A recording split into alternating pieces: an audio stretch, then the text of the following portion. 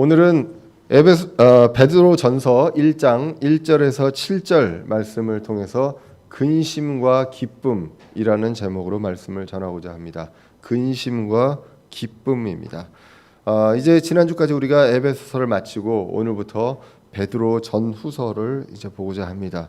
베드로 전후서는 우리가 사도 바울의 어떤 서신과는 좀 달리 구분을 합니다. 우리가 요한 1서에서도 말씀드렸지만 일반 서신이라고 이야기한다고 했습니다.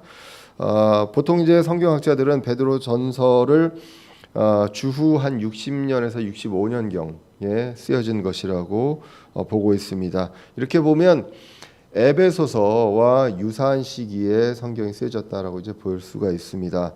에베소서는 사도 바울이 가택 연금 시절에 그때의 에베소에 있는 교회, 특정한 교회를 대상으로 쓰여진 서신서였습니다. 베드로 전후서는 특정 교회를 대상으로 한 것이 아니라 그리스도인들에게 일반적인 그리스도인들에게 쓰여진 어떤 편지, 그래서 일반 서신 이렇게 이야기를 합니다.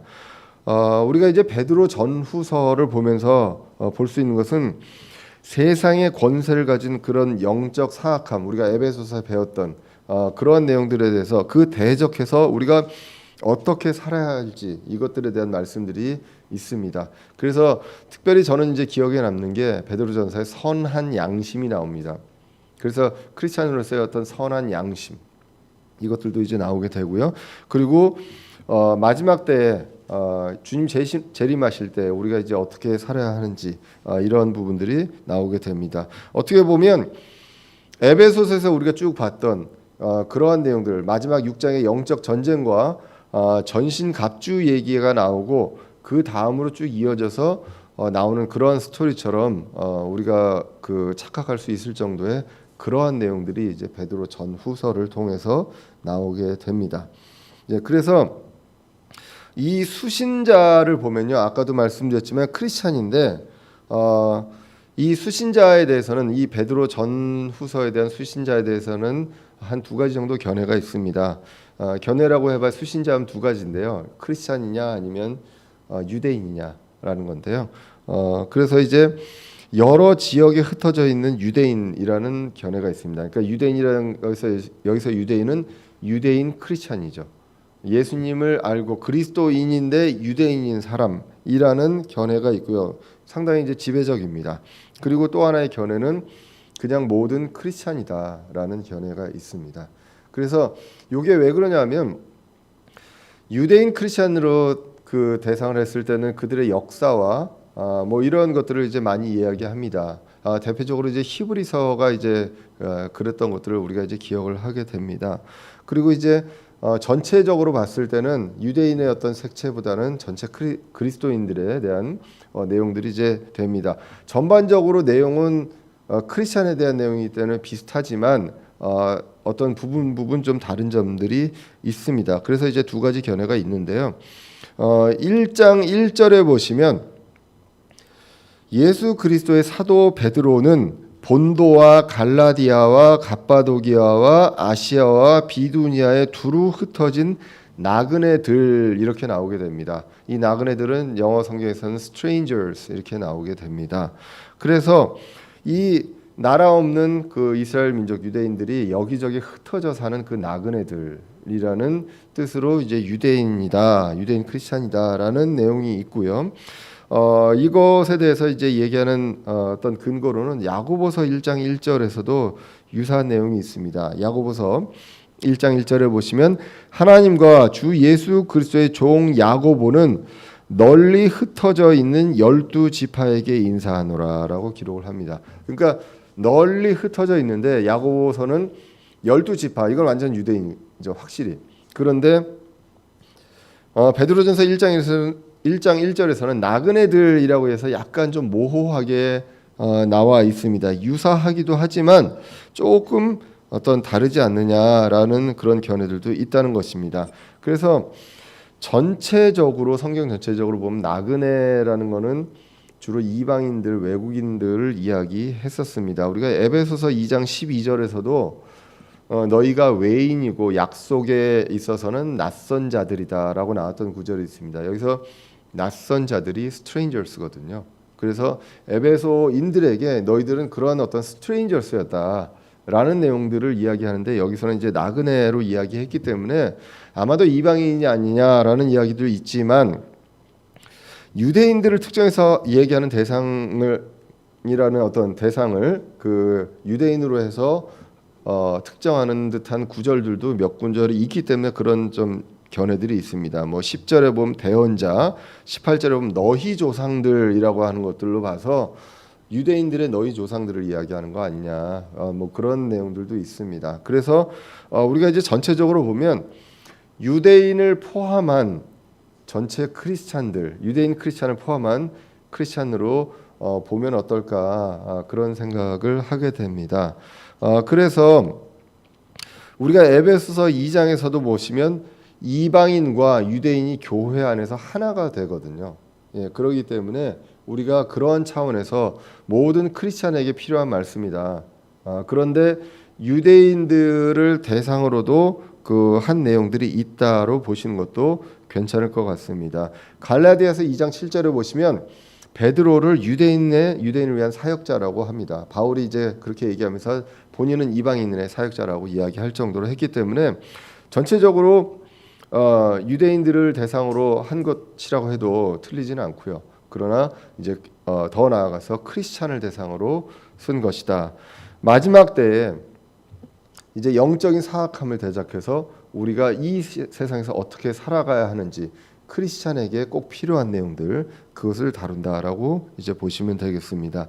자, 그래서 1장 1절을 이제 다시 보시면 예수 그리스도의 사도 베드로는 본도와 갈라디아와 갑바도기아와 아시아와 비두니아에 두루 흩어진 나그네들, 이렇게 나옵니다.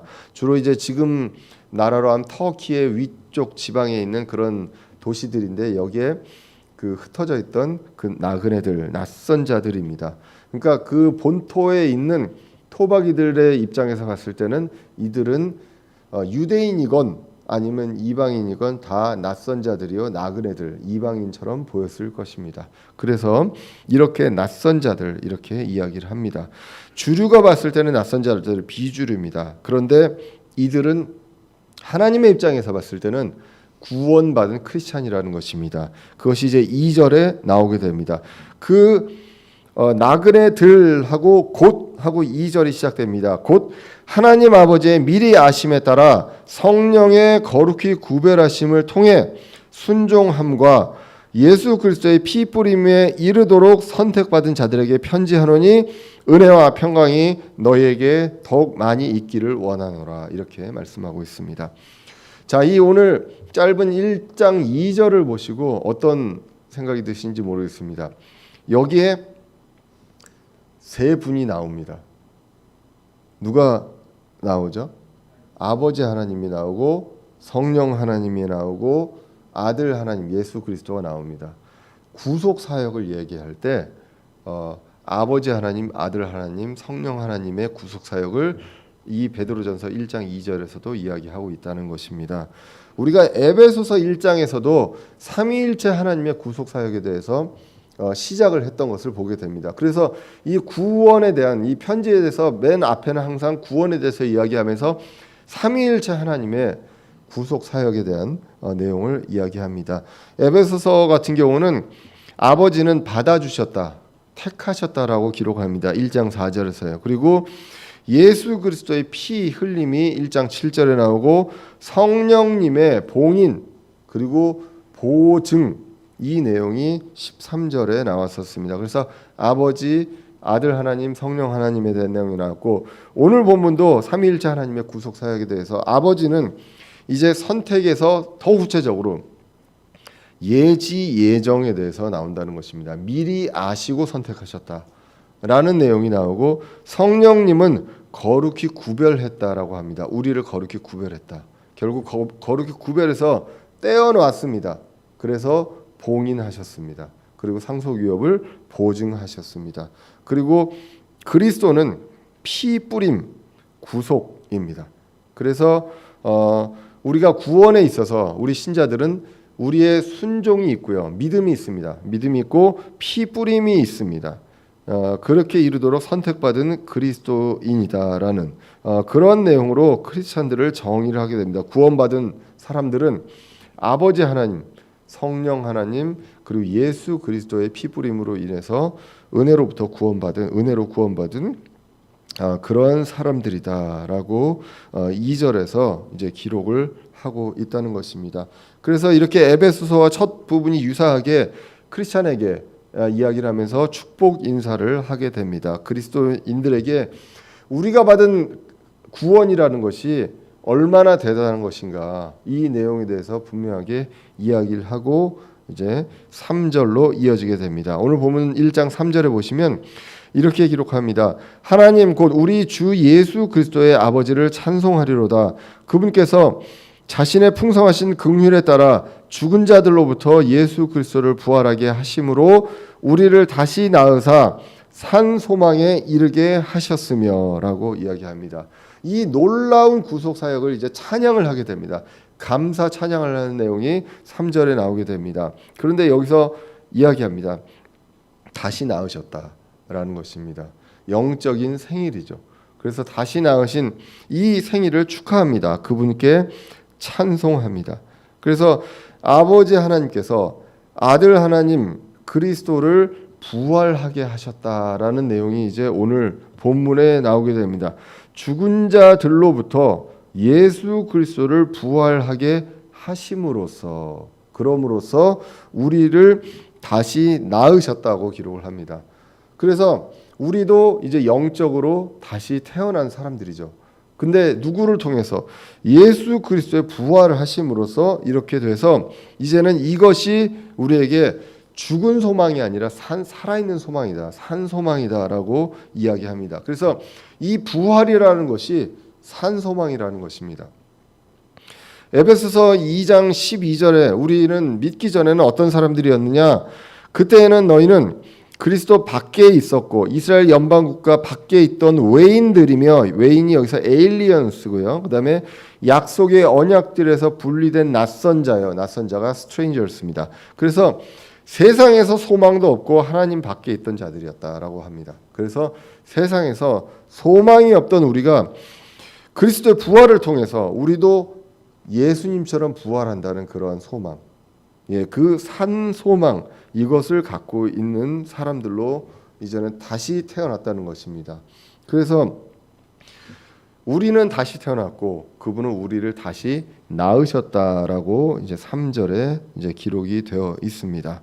자, 그래서 이 그리스도의 부활을 통해서 우리도 부활한다는 이 산 소망, 그 전에도 우리가 그리스도를 통해 영적으로 이제 다시 태어났다는 이 내용이 이제 성경에 나와 있습니다. 요한복음 3장 5절에서도 보시면 예수님께서 대답하시되 진실로 진실로 내가 너에게 이르노니 사람이 물에서 나고 성령에서 나지 아니하면 하나님의 왕국에 들어갈 수 없느니라라고 기록을 하고 있습니다. 그래서 물에서 난다는 것은 우리가 육체적으로 탄생하는 것을 이야기한다라고 말씀을 드렸습니다. 그리고 성령에서 다시 나야 한다, 다시 태어나야 한다는 것.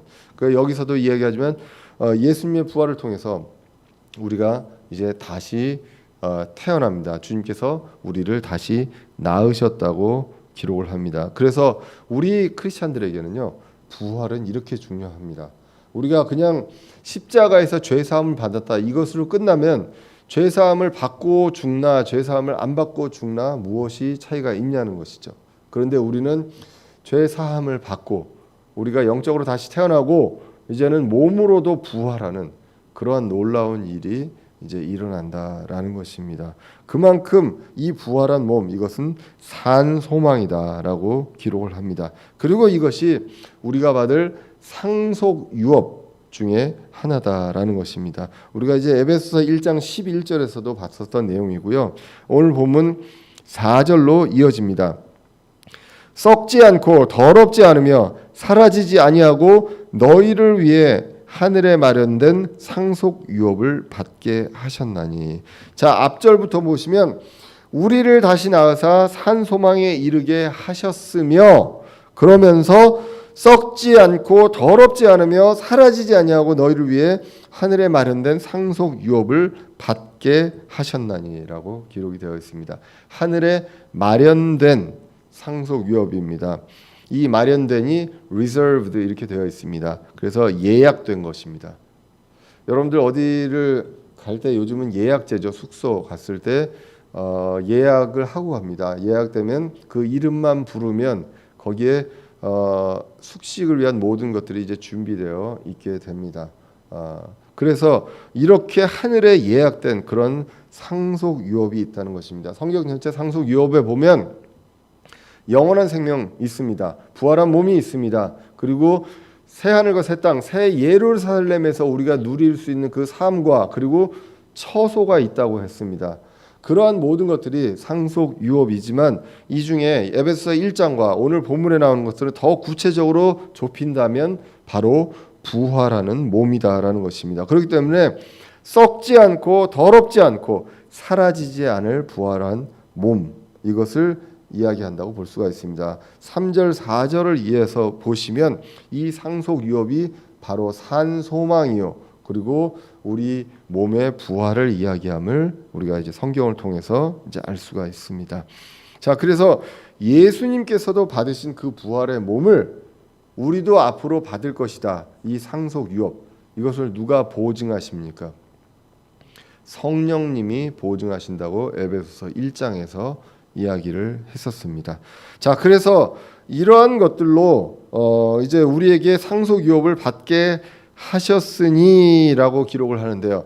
그러면 받은 다음에 무엇이 있어야 될까요? 우리가 상속을 받았습니다. 상속을 받았는데 이거를 뺏길 수도 있느냐 없느냐, 이것이 보호가 되느냐 보증이 되느냐, 이 내용이 그 뒤에 나와야 우리가 안심할 수 있겠죠. 그 내용이 바로 5절에 나와 있습니다. 그래서 5절에 보시면 너희는 마지막 때에 드러내려고 예비된 구원에 이르도록 믿음을 통해 하나님의 권능으로 보호받고 있느니라 라고 기록이 됩니다. 그래서 마지막 때에 드러내려고 예비된 구원이라고 나옵니다. 그래서 여기서 예비된 구원하면 앞으로 받을 구원 아니냐, 그러면 아직도 내가 구원을 받지 않는 거 아니냐라고 생각하시면 안 된다라는 것입니다. 여기서 이 베드로전서 1장 그 뒤에 부분까지를 보시면요, 예비된 구원이 있고요. 그리고 8절 이하에서 보시면 9절에 나오는데 혼의 구원이 있습니다. 그렇기 때문에 이 혼의 구원과 예비된 구원은 어느 정도 구별된 그런 내용이다라고 이제 보시면 됩니다. 그리고 앞 구절 3절부터 봤을 때 과연 이 예비된 구원이 무엇이냐? 몸의 부활까지 이루어지는, 몸의 구원까지 이루어지는 이 구원, 이것을 예비된 구원으로 이제 보고 있다라고 보시면 되겠습니다. 그래서 예비된 구원에 이르도록 믿음을 통해, 우리는 믿음을 통해 구원을 받았죠. 그래서 믿음을 통해 하나님의 권능으로, 하나님의 파워로 보호받고 있다고 합니다. 무엇이요? 상속 유업이, 산 소망이 하나님의 권능으로 보호받고 있다라고 합니다. 언제까지? 마지막 때에 드러내려고 예비된 구원에 이르도록, 우리가 몸의 부활을 통해서 공중에서 예수님을 만날 때까지 보호되어 있다라고 성경이 분명하게 5절에서 이야기를 하고 있다는 것입니다. 이미 우리는 구원을 받았습니다. 9절에서 그 내용에 대해서 9절 이하에서 이제 분명하게 얘기하는데 그것을 혼의 구원이라고 이야기를 하게 됩니다. 그리고 예수님 재림하실 때 예비된 구원, 이것은 우리 몸의 부활입니다. 썩지 않을 몸으로 부활한다는 것. 그리고 그 몸의 부활, 이 몸의 구원에 이르도록 보호받고 있다는 것, 빼앗길 수 없다는 것을 성경이 분명하게 이야기를 합니다. 그래서 이 예비된 구원을 통해서 비로소 혼의 구원과 몸의 구원 모두가 다 이루어지는 그런 놀라운 일이 앞으로 일어날 것입니다. 데살로니가 전서 4장 16절에서 이렇게 기록합니다. 주께서 호령과 천사장의 음성과 하나님의 나팔 소리와 함께 친히 하늘로부터 내려오시리니 그리스도 안에서 죽은 자들이 먼저 일어나고 그 뒤에 살아서 남아있는 우리가 그들과 함께 구름들 속으로 채어 올라가 공중에서 주를 만나리라. 그리하여 우리가 항상 주와 함께 있으리라라고 성경이 기록합니다. 그리고 고린도전서 15장에서는 우리가 무엇을 입는다고 합니까? 썩지 아니할 몸을 입을 거라고 분명하게 이야기를 하고 있다는 것입니다. 그 날이 있습니다. 그렇기 때문에 이것이 우리가 산 소망이고, 이 데살로니가전서 4장 17절 이하 18절에는 이것들로 서로 위로하라고 합니다. 산 소망을 가지고 이 어려운 세상에 이제 위로해야 합니다. 여러분들 부활한 모습에 대해서는 혹시 생각을 해보셨나요? 여러분들 인생에서 그래도 가장 그 아름다웠던 그리고 잘 나갔던 시절들이 있으시죠. 주로 그게 그 연령대가 언제라고 생각되시나요? 아직 우리 저 초중고등학생들은 아직 안 왔어요. 그날이. 예. 지금 아무리 사진 찍어봐야 그때가 훨씬 더 미남 미녀인 때가 있습니다. 예. 보통 20대라고 생각하기가 쉬운데 성경적으로 봤을 때 아마 30살에서 33살 또는 30대 중반이 아닐까 생각을 합니다. 왜냐하면 예수님의 어떤 공생의 시절, 그리고 예수님이 부활했을 때, 그때 마리아가 예수님을 못 알아봤을 때 무덤에 있는 동산지기인 줄 알았다고 그러거든요. 굉장히 건장한. 그래서 제 얘기가 아니라요. 그 아알레이시 목사님의 그 책에 보면 나옵니다. 부활할 때는 여러분들 인생에서 가장 아름다웠던 시절에 그 모습으로 부활할 것이다라는 그 소망이 있다는 것입니다. 그렇지 않다면 아멘이죠. 그렇지 않다면 정말 그 늙어가지고 쭈글쭈글한 모습으로 부활해서 영원히 산다고 했을 때, 물론 그래도 감사하지만 그거보다는 예를 들면 뭐 20대의 생을 달리한 사람들이 그 모습으로 부활하면 부럽지 않겠습니까? 그런데 그런 것들에 대해서 아마도 이거를 요즘 젊은 사람들은 그런 시절을 혹시 뭐라고 그러는지 아세요? 잘 모르시죠? 리즈 시절이라고 합니다. 리즈 시절. 리즈 시절로 부활하지 않을까라는 그러한 산 소망을 갖고 우리가 위로해 볼 수 있을 것 같습니다. 자, 그래서 요거는 그냥 제 견해입니다. 이거 성경에 그렇게 나와 있지는 않습니다. 리즈 시절 부활한다는 것, 그거는 분명하게 이제 알고 저는 이제 그렇게 소망한다라고 생각을 하고 싶습니다. 자, 그래서 이러한 것들이 왜 위로를 해야 합니까? 세상이 힘들기 때문에 이 산 소망이 필요하고 위로가 필요합니다. 이 세상이 힘들지 않다면 소망이 필요 없고 앞으로 올 세상에 대한 바람이 없고 간절함이 없을 수 있죠. 그런데 이 세상이 너무 힘듭니다. 그래서 위로가 필요하고 산 소망이 필요하다는 것입니다. 당시에도 힘들었습니다. 그래서 이 흩어져 사는 나그네들 얼마나 힘들겠습니까?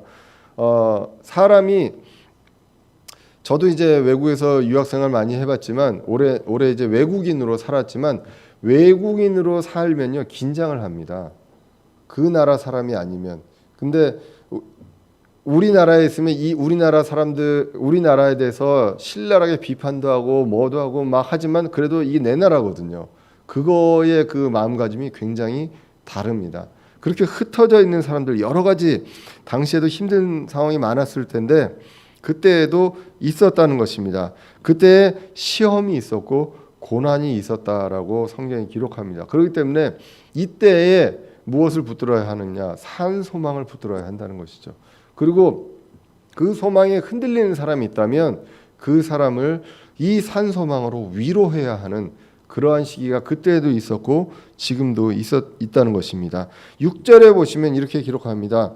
비록 지금은 필요가 있어 너희가 여러 가지 시험으로 인해 잠시 근심하고 있지만 그 구원을 크게 기뻐하나니라고 기록을 합니다. 그래서 시험이 있다는 것입니다. 그래서 그것으로 근심한다는 것입니다. 그 내용을 오늘 6절에서 이야기합니다. 5절까지는 정말 우리한테 놀라운 그 감사의 그 구원에 대한 내용들을 이야기했습니다. 우리가 이런 신분을 가진 사람이다라고 이야기를 했는데, 그런데 지금 잠시 근심하고 있다라는 내용을 이야기합니다. 이 근심에 대해서 세 가지를 이야기합니다. 첫 번째, 필요가 있다라고 이야기합니다. 지금은 필요가 있어라고 해서 필요가 있다라고 얘기하고, 두 번째로 여러 가지다라는 것입니다. 여러 가지 종류의 시험이 있다는 것이고, 세 번째, 이 시험으로 인해서 잠시 근심한다고 합니다. 오랫동안이 아니라 잠시 근심한다라고 성경이 기록합니다. 자, 그래서 첫 번째 필요가 있다. 이 얘기는 다시 이야기하면 주님이 이 시험을 허락하신다라는 것입니다. 욥한테 마귀가 이제 여러 가지 어려움을 줄 때 하나님의 허락을 받았듯이 우리에게 시험이 허락되신다. 근데 이것이 필요에 의해서, 필요가 있어서 이 시험이 우리에게 온다라고 성경이 기록한다는 것입니다. 고린도전서 10장 13절에 보시면 이렇게 기록합니다. 사람에게 공통적으로 있는 시험 외에는 너희가 어떤 시험도 당하지 아니하였나니 하나님은 신실하사 너희가 감당할 수 있는 것 이상으로 시험 당하는 것을 너희에게 허락하지 아니하시고라고 기록합니다. 사람에게는 누구에게나 시험이 있다고 기록합니다. 공통적으로 시험이 있는데 하나님은 신실하사 감당할 수 있는 것 이상으로 시험 당하는 것을 우리에게 허락하지 않는다라고 성경이 기록합니다. 또한 그 시험과 함께 피할 길을 내사 너희가 능히 그것을 감당하게 하시느니라라고 기록합니다. 우리가 이것을 능히 감당하게 합니다. 하나님과 함께 이것을 감당할 수 있다라는 것입니다. 그리고 둘째로 여러 가지 시험이 있다고 합니다. 사람마다요. 정말 여러분들, 저와 여러분들 모두 한 사람 한 사람의 인생에서 똑같은 어떤 어려움과 시험이 있었다면 그 사람의 시험을 보고 제가 대비할 수 있겠죠. 기출 문제잖아요. 기출 문제. 그런데 그렇지 않다는 것입니다. 그렇기 때문에 여러분들의 인생 여러분들 한 사람 한 사람의 인생에 정말로 그 필요에 맞게 시험을 주시고, 근데 그게 한 번 하고 끝나면 좋은데 여러 번에 걸쳐서 다양하게 옵니다. 그렇기 때문에 예상하기도 어렵고, 그리고 언제 올지도 모르고 왜 오는지도 모르고, 이러한 것들로 힘들어할 수밖에 없다는 것입니다. 그리고 내 힘으로 이기기 어렵고 해답을 알기 어렵습니다. 아까도 말씀드렸지만 기출문제면 정답을 알고 있겠지만 그렇지 않은 상황에서 내가 이것을 어떻게 해결하느냐, 그럴 수가 없죠. 그렇기 때문에 우리는 이 시험을 통해서 하나님께 매달릴 수밖에 없습니다. 그리고 이 시험을 통해서 해답을 주실 수 있는 분이 하나님이다라는 것들을 보고 우리가 기도로 매달릴 수밖에 없다는 것입니다. 그렇기 때문에 하나님께서는 이 필요를 인정하시고 이 필요에 따라 다양하게 여러 가지 시험을 주신다는 것. 한 번 같은 시험을 받고 그리고 그 다음에 또 같은 시험을 받는다면 그 다음에는 쉽겠죠. 그런데 그렇지 않은 시험들이 계속 옵니다. 그렇기 때문에 우리는 근심을 하게 됩니다. 시험이 어렵지 않으면 근심할 필요가 없지만 시험으로 인해서 우리가 어떻게 될지 모를 때 근심하게 되고 슬프게 됩니다. 여기서 근심에 대한 단어가 바로 heaviness입니다. heaviness. 그래서 heavy, 무거운. 그래서 마음이 무겁다고도 우리는 하잖아요. 그래서 슬픔, 그리고 영적으로 디프레스 되는 거, 이 낙심, 이러한 것들입니다. 예상 없이 다가오고요. 견디기 어렵습니다. 이럴 때 우리는 주님을 바라보고 기도합니다. 죄가 있을 때에도 근심을 하죠. 고린도후서 7장에 보시면 하나님의 뜻대로 근심합니다. 죄가 있을 때 근심하고 회개합니다. 하나님을 향해 돌아섭니다. 그리고 이 세상에 어려움이 있을 때 근심합니다. 그때 이 근심을 통해서 도와줄 수 있는 사람을 보는 것이 아니라 도와줄 수 있는, 우리를 이 문제를 해결할 수 있는 하나님을 다시 바라보게 됩니다. 그래서 하나님을 향하는 이 근심을 통해서 하나님을 향하게 되는 것을 보게 됩니다. 그렇기 때문에 우리는 그때처럼 인생에서 간절하게 기도할 때가 없다는 것을 저와 여러분들 다 솔직하게 고백할 수 있잖아요. 그래서 이러한 것들이 허락하신다라는 것입니다. 그런데 이 성경은 이야기합니다. 이 근심이 영원하다고 이야기하지 않습니다. 잠시라고 이야기합니다. 잠시 근심하고 있지만 우리는 그 예비된 구원으로 크게 기뻐한다라고 기록을 합니다. 근심은 잠시지만 기쁨은 크다라는 것입니다. 여기서 모순이 있습니다. 불신자들은요, 어려움이 있으면 근심합니다. 어려움이 있으면 슬픕니다. 그리고 그것이 다 지나가면, 그리고 좋은 일이 생기면 기쁩니다. 그렇기 때문에 불신자들은 근심과 기쁨이 동시에 올 수가 없는 거죠. 그런데 신자들은 오늘 본문에서 이야기합니다. 근심과 기쁨이 동시에 있습니다. 이것이 바로 크리스찬의 모습이라는 것입니다. 근심은 잠시입니다.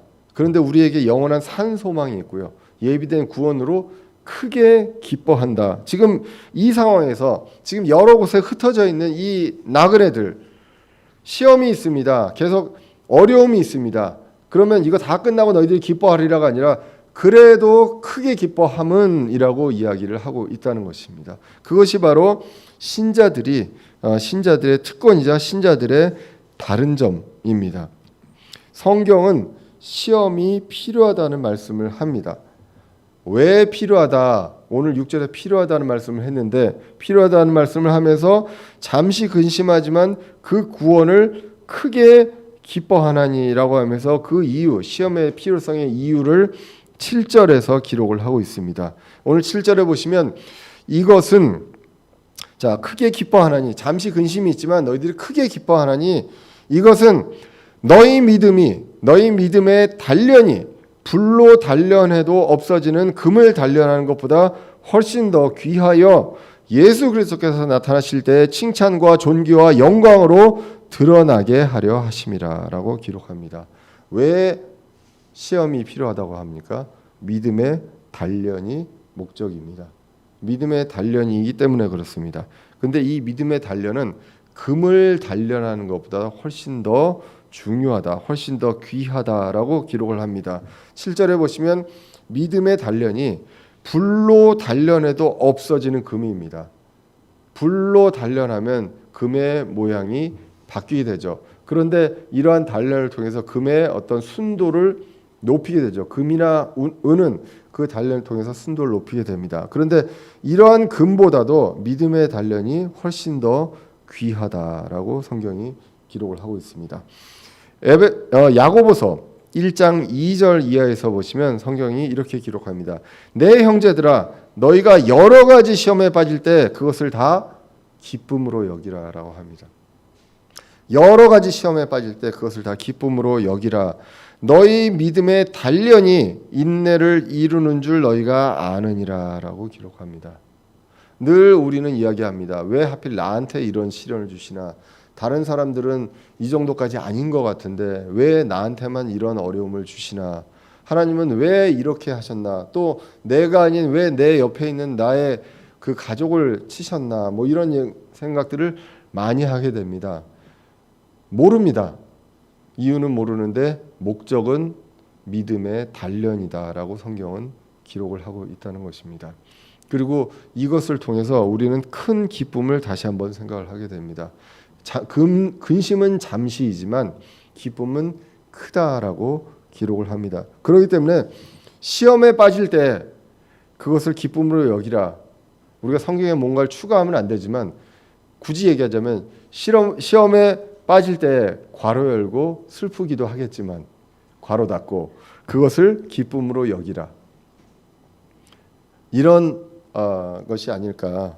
우리는 기쁨으로 여기는데 왜 기쁨으로 여기냐? 이것을 통해서 우리의 믿음이 단련되는구나 라는 것을 성경을 통해서 우리가 확실하게 약속을 받았습니다. 처음에 시험이 닥치면 믿음이 흔들립니다. 그러나 이제 그 시험이 여러 번 됐을 때 우리는 믿음이 단련되어서 이제 흔들리지 않고 그 산 소망을 바라보고 이때 어려울 때일수록 우리에게 주신 그 산 소망을 보면서 위로받고 기쁨을 느낄 수 있다는 것입니다. 늘 이야기하지만 군대 갔다 온 사람들은 자신이 훈련을 얼마나 힘들게 받았는지를 강조합니다. 내가 얼마나 특수하냐라는 것이죠. 그렇기 때문에 특수부대일수록 훈련을 더 힘들게, 그리고 소위 요즘에 말하면 빡세게 받는다라고 우리가 알고 계시면 되겠습니다. 우리 인생에서 여러분들이 다른 신자들보다 많은 시험이 있습니까? 여러분들 하나님께서 믿음을 더 크게 단련하시고 더 크게 특수부대로, 그리스도의 군사 중에 특수부대로 쓰신다는 것을 우리가 기억하고 감사할 필요가 있겠습니다. 불신자가 아닌 신자에게 시험을 허락하신다. 이것을 우리가 기억해야 합니다. 고린도전서 10장에서 얘기한 것처럼 공통된 시험이다라는 것입니다. 문제만 다를 뿐이지 공통되게 모두에게 있는 시험이다. 시기와 이런 것들만 다를 뿐이다. 금도 단련합니다.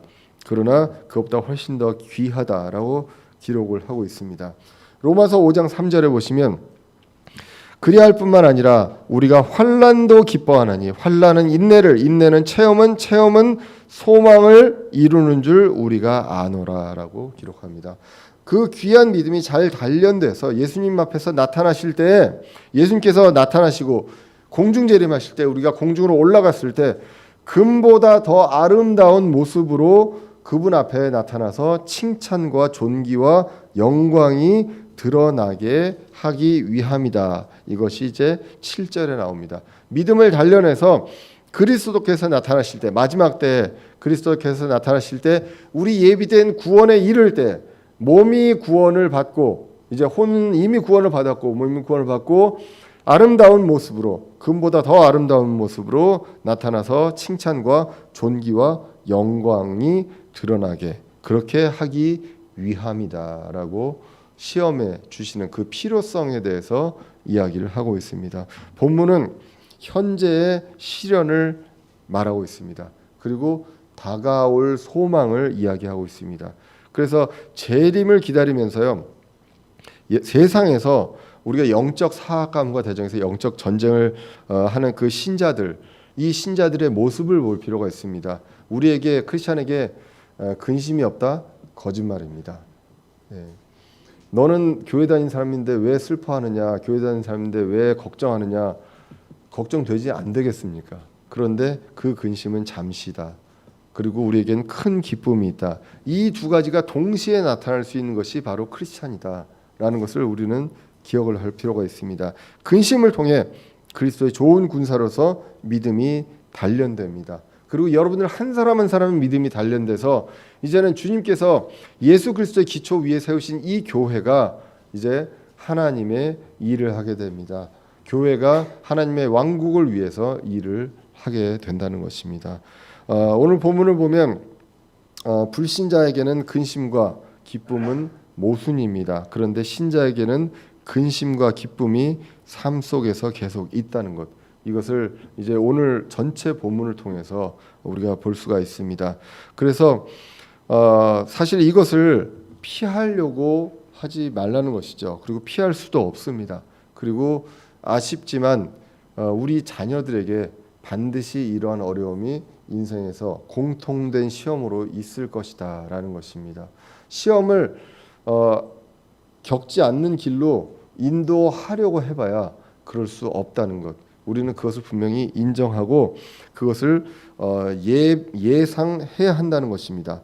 부모로서 아플 수 있습니다. 그런데 우리는 육신의 부모를 떠나서 그 영적인 아버지인 그 하나님께서 필요를 인정하시고 주신 그 시험이다라는 것들에 대해서 우리가 믿고 주님께 의지하고, 우리는 사실 기도밖에 할 게 없다는 것이죠. 아이들에게. 우리 어제 그 교제 시간에도 얘기했지만 우리 아이들에게 해줄 수 있는 것이 무엇이냐?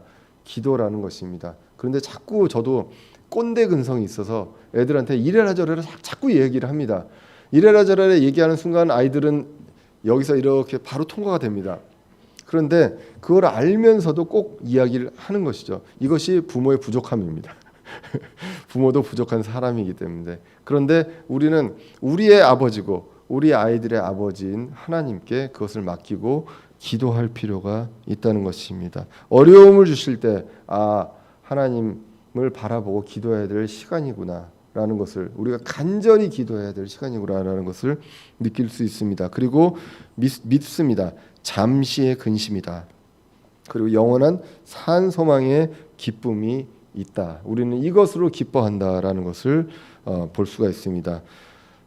세상에서요, 이제 여러분들 사시는 동안, 저와 여러분들 사시는 동안에 닥쳐올 시험을 기대하십시오. 예. 지금까지 왔으니까 지금까지 충분하다, 이제 안 와도 된다, 안 와도 됩니다라고 생각하실지 모르겠지만 앞으로도 주님 다시 만나는 날까지 우리는 있을 것입니다. 그 시험을 통해 단련되는 믿음을 또한 기대해야 할 것입니다. 이것이 주님 앞에서 칭찬과 영광과 존귀로 이제 앞으로 드러나게 될 나의 모습이다라는 것, 그것을 우리는 기억합니다. 정말로 어떻게 이 시련을 넘어가라 막막해할 수도 있습니다. 그런데 그럴 때 감당할 만한 시험을 주신 그 하나님을 의지합니다.